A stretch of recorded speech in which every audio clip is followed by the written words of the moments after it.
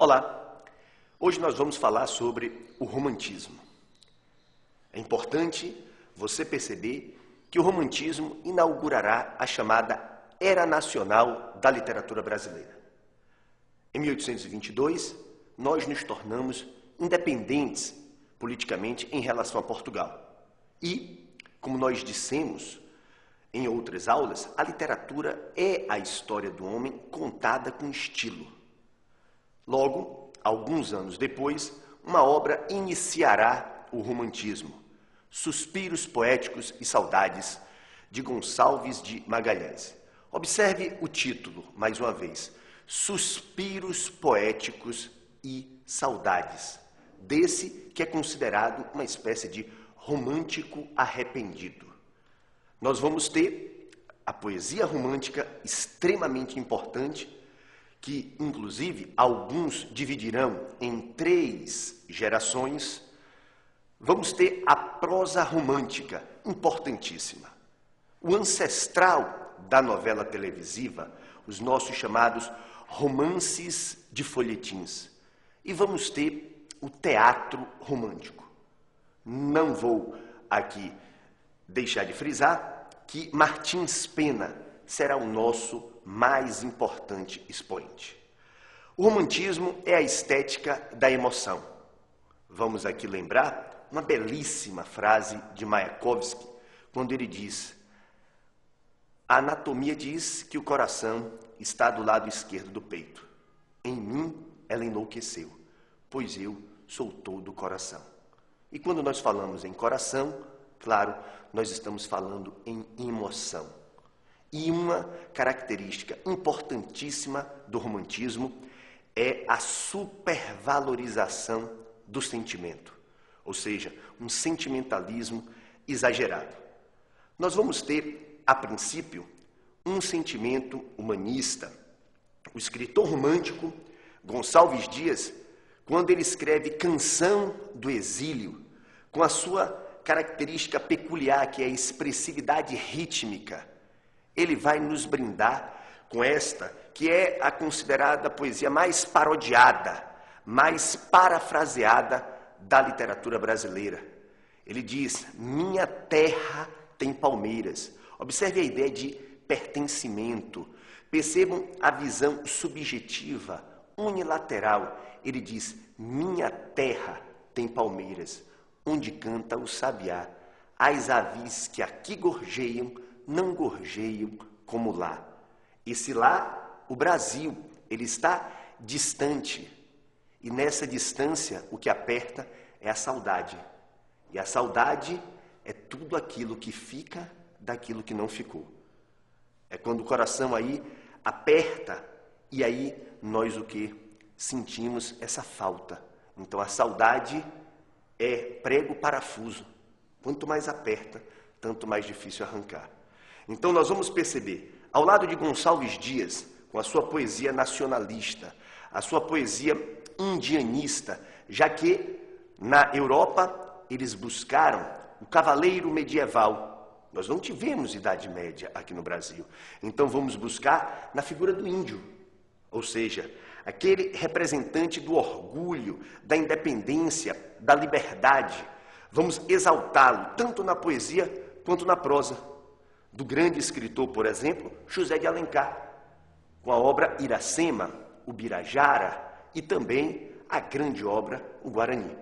Nós vamos ter, ao lado de Gonçalves Dias e de Gonçalves de Magalhães, outros poetas que não vão expressar esse orgulho da brasilidade, mas sim poetas que serão chamados de byronianos, uma geração que vai beber a influência do Lord Byron, poeta libertino inglês. Esses poetas, Álvares de Azevedo, o chamado poeta da dúvida, morto com pouco mais de 21 anos. Álvares de Azevedo, companheiro de Casimiro de Abreu, o chamado poeta da saudade. Ó, que saudade que tenho da aurora da minha vida, da minha infância querida, que os anos não trazem mais. Perceba que o presente é angustiante. O passado Você sabe que o passado, ele não sabe o lugar dele. Ele insiste sempre em estar presente. Então aqui, o passado é uma infância bonita, é uma infância alegre. Casimiro de Abreu, Álvares de Azevedo, Junqueira Freire, que vai ser o autor de fantásticas obras como Inspirações do Claustro e também Contradições Poéticas. Fagundes Varela vai fechar esse chamado segundo grupo, ou segunda geração, como muitos autores querem. Fagundes Varela, que vai escrever um dos mais belos textos da nossa literatura, a Elegia. Elegia é um canto triste, um canto fúnebre, em alusão à perda de um ente querido. No caso, ele que perde o seu filho, Emiliano, ainda bastante pequenino. Cântico do Calvário é a sua poesia mais conhecida. Mas, num terceiro momento, nós vamos ter o grande poeta baiano Castro Alves, o poeta condoreiro. O condor, aquela ave que chega a alturas assim inimagináveis. E lá em cima, naquela amplidão, tem aquela vasta visão, aquela liberdade. Castro Alves que é o poeta da liberdade.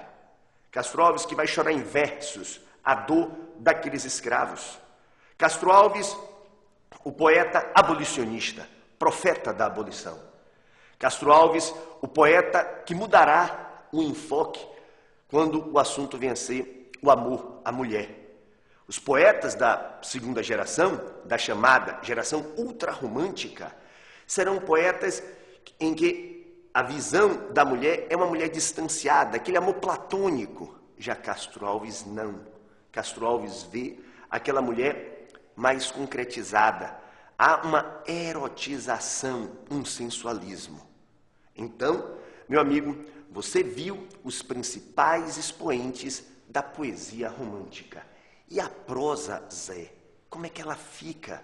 Já que você disse que é o ancestral da novela televisiva, e nós sabemos esse produto cultural que é a novela brasileira, a mais conhecida em todo o mundo. Fidel Castro era fã.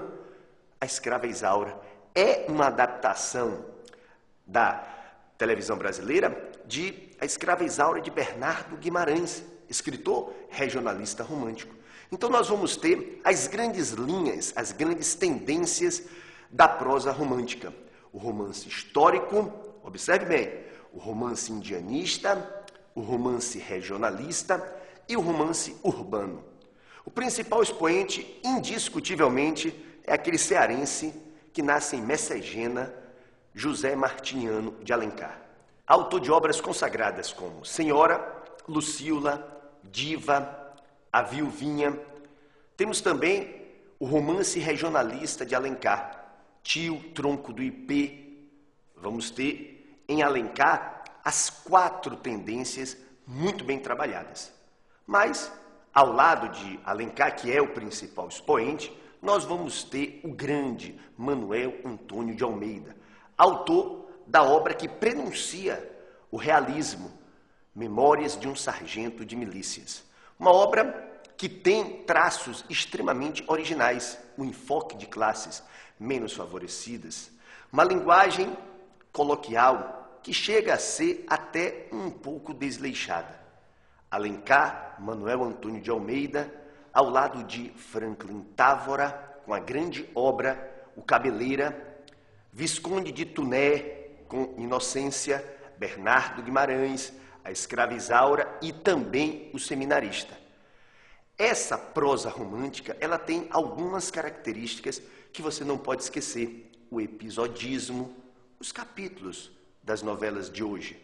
Nós temos também um sentimentalismo exagerado, algumas vezes uma idealização da mulher, do amor, do herói. Vamos aí lembrar de Peri. Vamos ter aquela estrutura muito bem marcada que nas novelas televisivas você percebe sempre.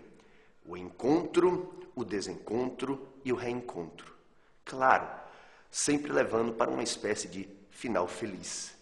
Um final feliz, um happy end, que fará a típica célula-mãe de uma sociedade que se quer burguesa, a família.